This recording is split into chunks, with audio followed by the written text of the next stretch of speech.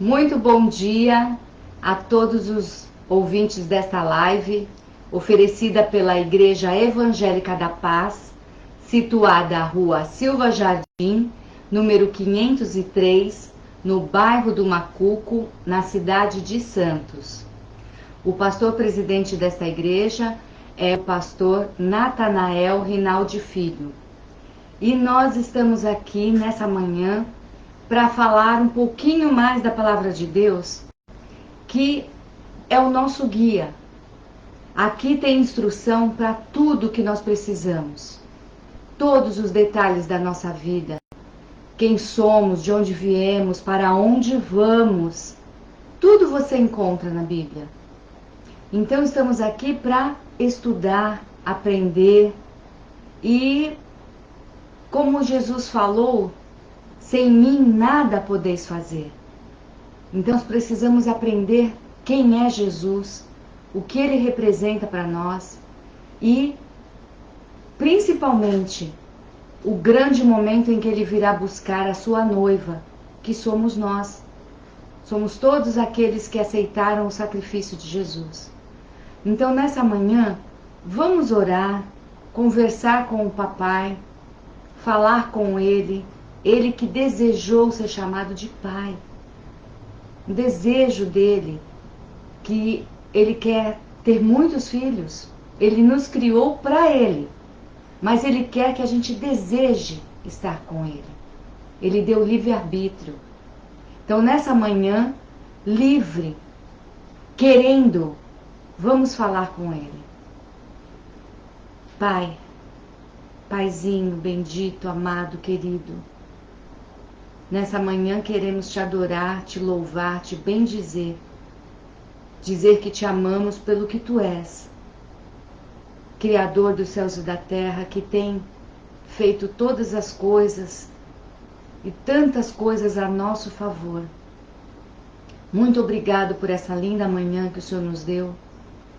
E, Senhor, perdoa os nossos pecados, Pai. Perdoa, Senhor. Nos ajuda, Senhor, a sermos pessoas melhores a cada dia. Tem misericórdia das nossas vidas, Senhor. Fala conosco, nos ensina. Obrigado pelo teu Santo Espírito que o Senhor mandou, enviou. Quando o seu Filho subiu aos céus, quem veio nos consolar foi o teu Santo Espírito. Então, em todo o tempo, o Senhor está conosco. Muito obrigado, Deus. Abençoa que essa mensagem possa fazer sentido nos corações e na mente das pessoas que vão ouvi-la. Que possam entender, Senhor, o significado disso que nós vamos tratar.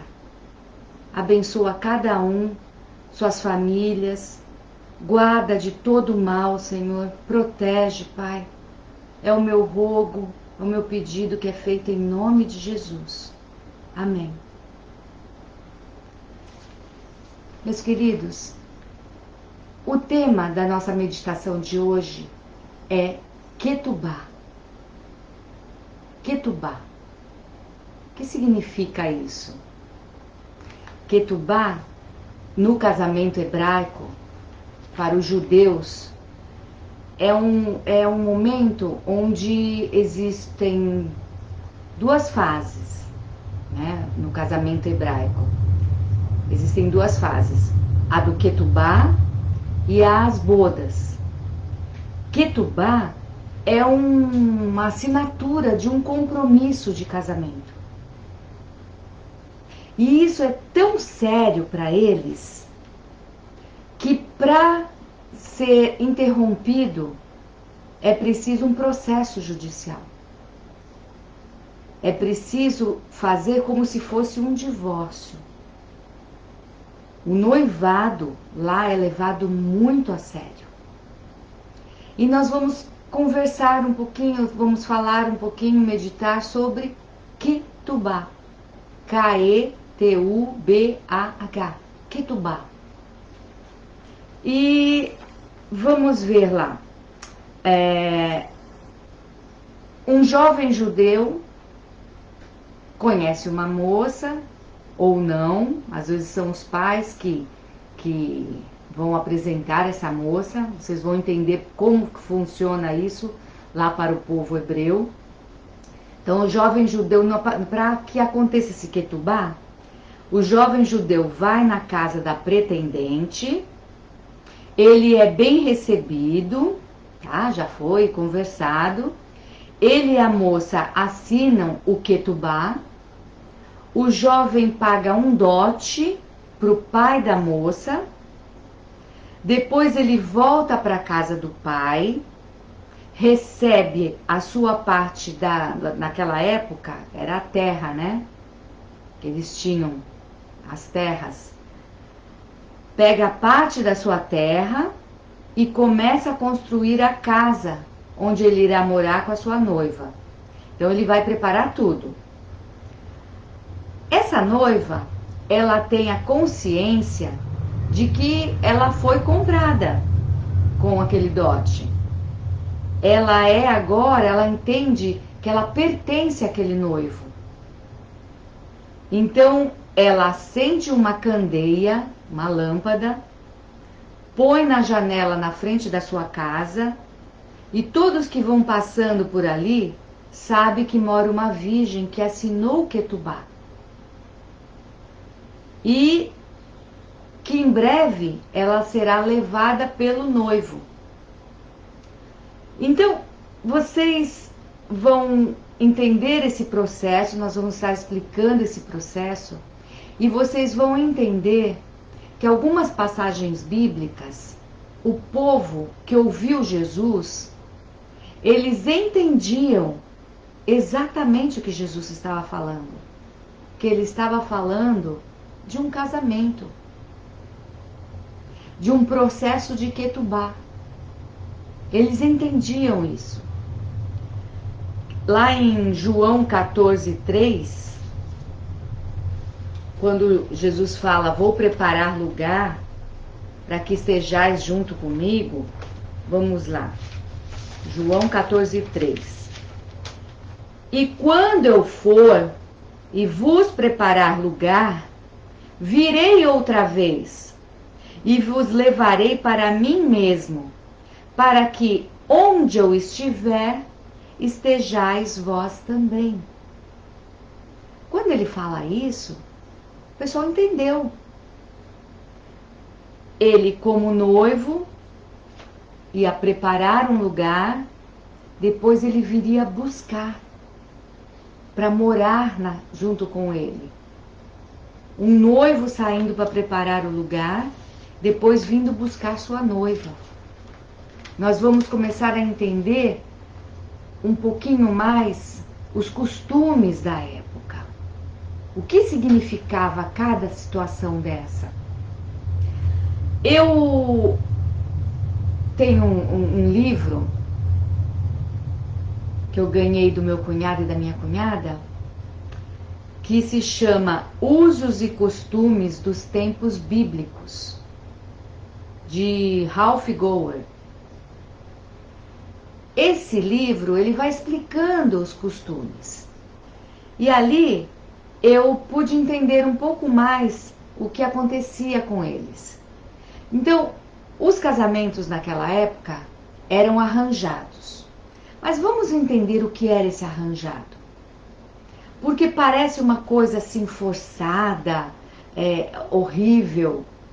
Mas, na verdade, a intenção era a proteção. Era proteger o matrimônio, as relações. E nós vamos começar a entender como funcionava isso. Então, esses casamentos arranjados, eles eram para produzir um padrão estável de casamento. Quando você pensa assim, um casamento arranjado, eu não quero casar com alguém que eu nem gosto, não conheço. Não, não era assim. Os pais, eles consideravam os sentimentos dos jovens. Isso, o casamento arranjado dentro dos moldes corretos. Porque a gente sabe que depois disso houve muita corrupção dessa situação. Casamentos por interesses, casamentos arranjados entre príncipes, entre governos, coisas assim forçadas. Então começou a ter corrupção dentro desse casamento arranjado, mas não é isso que nós estamos falando. Estamos falando da intenção original. Era considerado sim o sentimento do noivo, da noiva. Vocês vão entender isso. Então, por exemplo, em Gênesis 24:58, fala ali de um casamento arranjado, onde o pai pergunta: você quer ir? E a noiva consentia. Então não era uma coisa forçada, não era uma coisa absurda. E era proteção também quando tinha o amigo do noivo. João 3:29. Quem é esse amigo do noivo? Vamos ver lá, João 3:29. Aquele que tem a esposa é o esposo, mas o amigo do esposo que lhe assiste, que lhe dá assistência e o ouve. Esse amigo do noivo, ele ouvia os gostos do noivo, os interesses dele, as vontades. Então ele conhecia bem esse noivo. Alegra-se muito com a voz do esposo. Assim, pois, já este meu gozo está cumprido. Então, existia o amigo do noivo, aquele que procurava saber se aquela moça era do agrado. Ele estava junto da família. Então, os pais iam arranjar o casamento, o amigo do noivo, que conhecia bem o noivo, sabia os interesses dele, as vontades, qual o tipo de moça que lhe agradava mais. Era muito íntimo, era alguém que ouvia e que estava de fora. Então, conseguia enxergar melhor. Era assim os casamentos. E outra coisa, vocês lembram de Esaú, que casou com duas mulheres? Primeiro que uma mulher era o ideal. Quando Deus fez o homem e a mulher, ele não fez duas mulheres para Adão. Fez uma só. Mas a vontade do homem, né, os interesses foram alterando isso. Mas a vontade original de Deus era uma única mulher. Mas Esaú pegou duas mulheres da terra, mulheres que adoravam outros ídolos, outros deuses, que poderiam corromper a fé dele. Então, quando faziam esses casamentos arranjados, era justamente para proteger o clã, proteger o grupo, proteger o povo de Deus de idolatrias, de coisas que alterassem a adoração, o propósito que eles haviam sido formados. Então, esses casamentos arranjados, mais do que uma imposição, era uma proteção. Então, esse amigo do noivo, ele ajudava na negociação a favor do noivo. O dote, eu falei lá, né, que o noivo paga um dote. O dote era a compensação para a família da noiva da perda do trabalho que a noiva exercia na família. Então, havia uma moça que ajudava em casa, que cuidava das coisas, que ajudava no trabalho no campo. Era uma força. Tem que pensar que as famílias eram pastoris, elas viviam de agricultura, de cultivar, de criação de animais. Então tudo isso precisava de força humana, de trabalho humano. E as famílias tinham muitos filhos e esses filhos ajudavam no sustento de toda a família. Então quando essa moça saía do meio deles e ia para outra família, esse dote era uma compensação. Só que tem um detalhe muito interessante.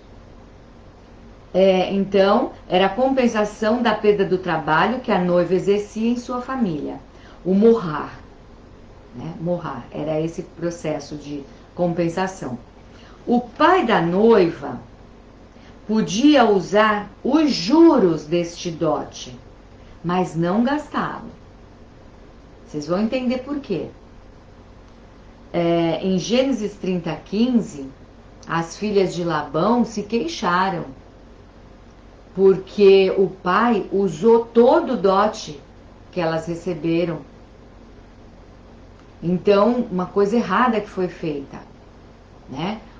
O pai podia usar os juros, mas ele tinha que guardar, porque esse dinheiro ele era reservado, ficava guardado para uma possível viuvez. Era muito comum as pessoas morrerem cedo lá. A vida, as pessoas morriam com 40, 50 anos, jovens. Não era, podia morrer no campo, em guerras, tinha muitas guerras campais, né, homem a homem. Então, era muito comum ter mulheres e crianças, mulheres viúvas e crianças órfãs, por causa disso, dos pais morrendo cedo. Então, esse dote era reservado para uma possível viuvez ou até um divórcio. Não era o que Deus queria, mas acontecia. E foi colocado também na lei de Moisés, e dito bem por causa da dureza dos corações, não que fosse da vontade de Deus. Então, o dote, ele poderia ser pago em dinheiro, né, moedas, com ouro, com prata, com alguma coisa de valor. Ou, se o homem não tivesse essas posses, ele poderia pagar com serviço, que foi o que Jacó fez para Labão, para conseguir as suas esposas, que na verdade ele queria só uma, só queria a Raquel. Mas o que aconteceu? Teve que casar com a Lia, enganado. Então, outra forma também de pagar esse dote era guerreando, eliminando os inimigos do povo do pai da noiva, né? Daquela tribo.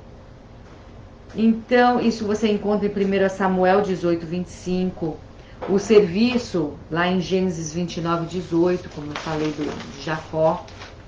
Então, parte do dote era costumeiramente colocado como adorno de cabeça na mulher, formando um círculo de moedas, que era um símbolo de aliança. Era como se fosse a aliança da mulher. Então ela pegava as moedas do dote, fazia um enfeite e colocava na sua cabeça. Eram uns lenços, né, na cabeça, e aqueles enfeites.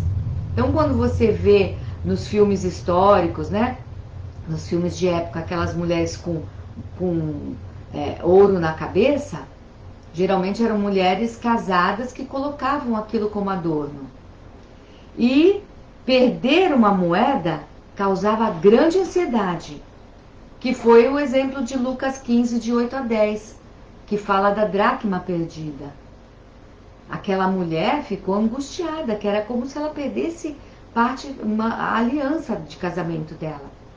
Então ela acendeu a candeia e procurou com diligência, procurou com muito cuidado, porque era algo precioso. Imagine perder a sua aliança. Imagine dizer assim, que relapsa. Algo que era para ser protegido, cuidado. E ela perdeu. Então a mulher ficava desesperada. Porque era um símbolo do casamento que ela tinha que preservar. Nesse contrato nupcial, o pai da noiva dava um presente para a filha. Tá? Está lá em Juízes 1, de 12-15, onde o juiz deu para suas filhas terras, aí elas foram reclamar que as terras eram secas, se ele poderia dar as fontes de água também. E aí ele deu. Então o pai costumeiramente dava um presente para a filha. Casamentos fora dos clãs, com pessoas desconhecidas da família, geralmente traziam grandes transtornos, que foi o exemplo que eu citei de Esaú e também de Sansão. Quando iam procurar esposas fora do clã deles, trazia confusão, porque essas mulheres vinham com costumes de fora, com deuses pagãos infiltrados. E quem é que cria os filhos? Não é a mulher? Geralmente não é a mulher? Então, aqueles costumes iam passando para as próximas gerações. Então, quando a gente falava de casamento arranjado, era um arranjo protetivo, não uma coisa impositiva de querer o mal, de querer obrigar. Não, não era isso. Era proteção. Porque se você não protege a sua família, os seus filhos, de se unirem a pessoas que vão corromper o coração deles, você está negligenciando isso. Você precisa orientar seus filhos. Então, tem o amigo do noivo que vai ouvir seus gostos, suas preferências, conhece bem ele, vai ajudar. Tem os seus pais. Quem ama mais os filhos do que os pais? O pai vai querer o melhor para o seu filho. Vai orientar desde pequeno e na hora da escolha da esposa, vai estar ali orientando, guiando, porque os pais têm mais experiência. Então, quando você começa a entender o processo, você vê a proteção e o cuidado. Como eu já falei, esse compromisso de noivado, que chama-se Ketubá, só poderia ser dissolvido por uma transação legal, como um divórcio. E o motivo tinha como base o adultério. Ela fez uma coisa que não me agradou. Ela fez cara feia. Isso não era motivo. Tá? Ela fez birra. Não é motivo. Tá? Isso daí é tratável. Era adultério. Deus odeia o adultério. Odeia a traição. Então, no Ketubá isso era muito sério, desde o noivado. A duração, e você pode saber mais sobre isso em Deuteronômio 22, versículo 24. A duração desse noivado era mais ou menos 12 meses, mais ou menos um ano, onde o noivo assinava, ele saía da casa da noiva e eles não se viam mais. A noiva acendia a sua candeia e ela, a partir do momento que ela assinava o Ketubá, ela começava a preparar o enxoval. E ela nunca mais iria dormir de qualquer jeito. Ela se ajeitava até para dormir, porque era mais ou menos 12 meses. Não tinha uma data certa para o noivo chegar. Então ela ficava alerta. Olha o significado, olha a comparação com a noiva e com Jesus. Ela fica alerta, porque a qualquer momento o noivo pode vir buscá-la. Então essa noiva, preparando o enxoval e alerta, e o noivo, em mais ou menos 12 meses, ele ia construir a sua casa, adornar a sua casa, preparar tudo para receber a sua noiva. A festa era por conta da família da noiva. Maria e José, eles assinaram esse Ketubá. Vocês lembram que lá em Mateus 1, de 18 a 20, fala desse noivado e que durante esse período de noivado, o José ficou sabendo que a Maria estava grávida. Ele sabia que não era dele. Ele não tinha mais contato com ela. Aí ele pensou em abandoná-la. Pensou. em abandoná-la, porque ele, imagine que ele amava muito Maria.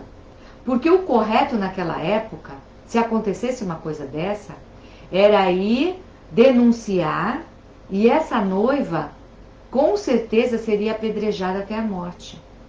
Era a punição pelo adultério naquela época. Mas José não tinha intenção de que ela morresse, porque ele gostava muito da Maria. Então ele pensou, ele teve a intenção de abandoná-la. Mas o Espírito Santo, um anjo veio e falou com ela: não temas em tomar Maria como sua esposa, porque o que está no ventre dela provém do Espírito Santo. Aí José ficou tranquilo. Dali ele foi buscar Maria e casou com ela. Não consumou o casamento até que ela tivesse o filho e passasse o período, né? Só depois é que ele consumou o casamento com Maria e teve outros filhos e filhas. Então você veja que o Ketubá era como se fosse já casamento. O noivo tinha todos os direitos de um esposo. Então, o noivado oficial, nesse noivado oficial, quando assina o Ketubá, o noivo dá um presente para a moça e diz: com isso, você é separada para mim, segundo as leis de Moisés e Israel. Tá? Então, ele dava um presente para a moça e dizia essas palavras: com isso, você é separada para mim, segundo as leis de Moisés e Israel. A cerimônia, ela era essencialmente não religiosa. Interessante, né? A não ser por uma bênção sobre o casal, tá? Então era uma coisa assim, tipo como hoje, casar no civil, tá? Depois, muitos anos depois, é que começou a ter o religioso. Mas essencialmente era a parte civil, a parte das leis. Então, essa bênção sobre o casal era: ó nossa irmã, seja tu em milhares de milhares, e que a tua semente possua a porta de seus aborrecedores. Está lá em Gênesis 24:60. Então, havia um preparo e a aprovação de um contrato legal. Isso era o casamento nessa época. Noiva e noivo, eles iam para o casamento vestidos como reis, como rei e rainha. Eram adornados com joias da família, pediam joias emprestadas também.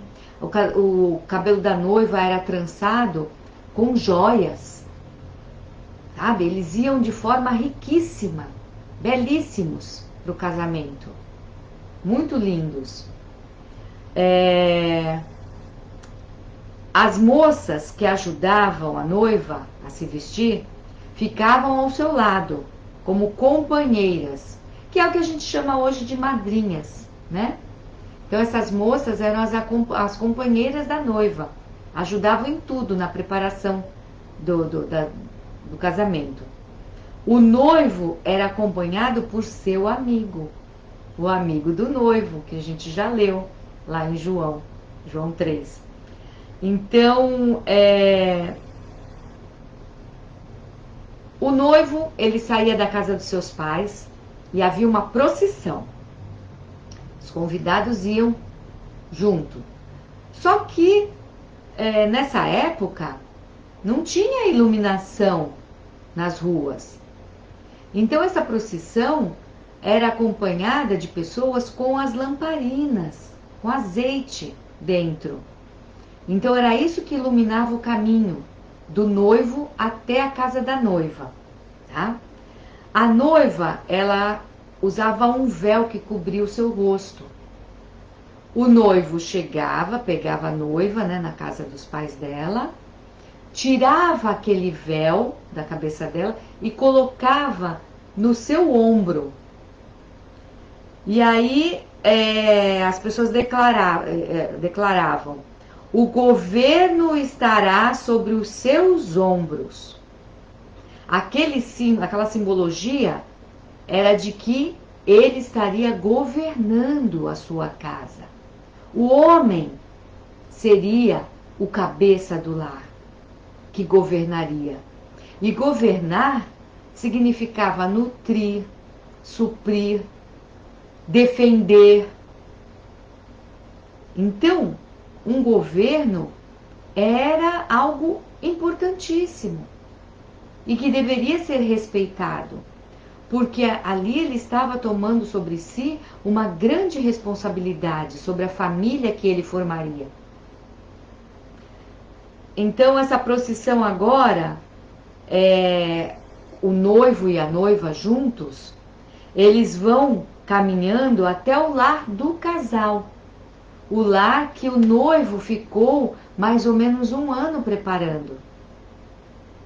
Ele ficou adornando, construindo, tá tudo pronto, tá tudo bonito. E essa cerimônia vai ser na casa do casal.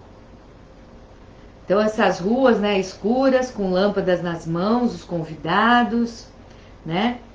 Então, quando você lê Mateus 25, de 1 a 13, que fala sobre as 10 virgens, essas virgens que perderam o azeite, então imagine que esses convidados estavam com as lamparinas ali acesas. Se faltasse azeite, era muito difícil para acompanhar na escuridão, né? Para ir até o casamento. Então você precisava estar preparado para esperar o noivo com a lamparina acesa, para acompanhar aquele casamento. Então você vê a importância de se levar a reserva do azeite. E nisso a gente entende essa reserva como a presença do Espírito Santo. Esse Espírito Santo que pode ser comparado com o amigo do noivo. Aquele que orienta, que cuida, que sabe as preferências. Então, nós vamos vendo aqui que esse Ketubá pode ser comparado a Jesus e sua noiva. A sua noiva, que é a igreja. A igreja. E a igreja é todo aquele que aceita o dote que ele pagou por ela, que foi a sua morte, o seu sangue derramado, pagando o preço pelo pecado da humanidade. Jesus pagou um preço muito maior que ouro, que prata, que qualquer bem nessa terra. Foi o seu sangue. O dote que ele pagou foi a sua vida, doada ali na cruz. Então, a noiva de Cristo teve um dote muito, muito alto. Esse Jesus, ele saiu, ele foi preparar o lar para morar com a sua noiva. E ele avisou que voltaria. Ele garantiu isso, que ele voltaria. Ele está preparando o lugar e ele vem nos buscar. Não sabemos a hora. Assim como aquela noiva tinha que dormir pronta, porque se ele chegasse qualquer hora da noite, ela tinha que estar preparada, vigilante. Assim nós precisamos vigiar. Somos sua noiva, aguardando, esperando. Só que a gente não vai ficar esperando sem fazer nada. Precisamos nos adornar, nos limpar. Você vê a noiva chegando toda suja, toda maltrapilha? Não, né? Ela se cuida, ela se limpa, ela se higieniza, ela protege a sua pele, ela se perfuma, ela prepara coisas, ela tem obras a fazer. Então ela costura, ela vai aprender a cozinhar, ela vai aprender a cuidar da sua casa, ela vai tendo instruções de como um lar deve ser cuidado, deve ser preservado. Ela vai aprendendo todas as coisas que é para que o casamento dela corra bem. Então, a noiva não fica parada. Ela tem muito trabalho a fazer. Esse adorno, essa pureza, essa santificação é uma preparação para as bodas, para o casamento. E a consumação desse casamento será nos céus. Quando nós falamos de casamento, quando Deus compara a sua união com a humanidade, a união de Cristo com a sua igreja, com um casamento, a união íntima, onde duas carnes se tornam uma, é uma coisa tão íntima. O casamento é algo tão íntimo, tão precioso, que ele tem sido atacado. O inimigo de Deus, Satanás, adversário, o diabo, ele luta contra Deus e contra tudo que Deus gosta. E Deus gosta do casamento, da união, da comunhão. Tanto ele gosta que ele criou e que ele compara essa união com o casamento do seu filho e a sua igreja, e a igreja, que seu filho comprou, pagou o dote com o sangue. Então vocês vejam que são coisas preciosas, e tudo isso que é precioso tem sido atacado. Observem as situações criadas no dia de hoje para a destruição da família, para a destruição do casamento. Porque tudo isso leva à comunhão, à santificação, à unidade, à proteção. À proteção. Para que haja o encontro da noiva com o seu noivo. Quando esse noivo chegava na casa da noiva, ele chamava a noiva, ele não entrava na casa da noiva, ele chamava a noiva e ela vinha ao encontro dele fora. Jesus vai chamar a sua noiva nos ares. A sua noiva será arrebatada até o noivo. E lá nos céus haverá as bodas do Cordeiro. Então você veja que essa noiva tem que estar preparada, porque a qualquer hora, a qualquer momento, haverá um arrebatamento. Ela será chamada, ela irá ao encontro do seu noivo e haverá um casamento nos céus.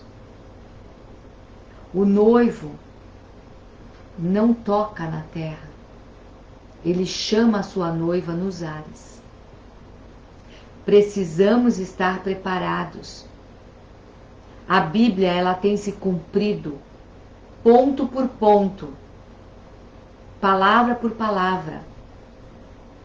Mas só quem entende, é como diz lá em Apocalipse, quem tem ouvidos ouça o que o Espírito diz à igreja. O mundo não entende isso porque não tem o ouvido aberto. Não aceitou esse sacrifício, não aceitou a salvação dada por Deus. Então não tem comunhão. Quem não tem comunhão não conseguirá ouvir. Mas você que tem comunhão, como uma noiva aguardando, que já assinou o seu ketubá, que tem esse compromisso, um compromisso sério, tão sério que não pode haver adultério, não pode haver traição. Se houver traição, você morre. Então vejamos bem isso. A importância da igreja que assinou o seu ketubá. O noivo está voltando. A qualquer hora, a qualquer momento, ele vai te chamar. Continue trabalhando. Continue anunciando isso para as pessoas que estão perdidas. Para que mais pessoas venham fazer parte da noiva de Cristo. Para que mais pessoas se arrependam dos seus pecados e venham adentrar a esse processo de preparação para ser chamado como uma noiva ataviada. Para terminar, eu vou ler para vocês o que está escrito lá em Apocalipse 21, de 9 a 10. E veio a mim um dos 7 anjos que tinham as 7 taças, cheias das últimas 7 pragas, e falou comigo, dizendo: Vem, mostrar-te-ei a esposa, a mulher do Cordeiro. E levou-me em espírito a um grande e alto monte, e mostrou-me a grande cidade, a santa Jerusalém, que de Deus descia dos céus. Versículo 26 e 27 do mesmo capítulo. E a ela trarão a glória e a honra das nações, e não entrará nela coisa alguma que contamine, e cometa abominação e mentira, mas só os que estão inscritos no livro da vida do Cordeiro. Essa santa Jerusalém será habitada pelas pessoas que aceitaram Jesus Cristo como seu único e suficiente Salvador, que aceitaram o dote que ele pagou e que se tornaram sua noiva. E nesse lugar não vai ter contaminação. Então, meus queridos, se preparem, estejam atentos, leiam a palavra de Deus, estudem, mantenham suas mentes sempre com coisas saudáveis. Os pensamentos puros e santos de Deus, não se deixem contaminar, não se deixem iludir pelas astutas ciladas que o diabo tem colocado no nosso caminho. Sejamos uma noiva limpa, santa e adornada, aguardando o seu noivo. Que Deus nos abençoe e nos guarde. Até aquele grande dia. Amém.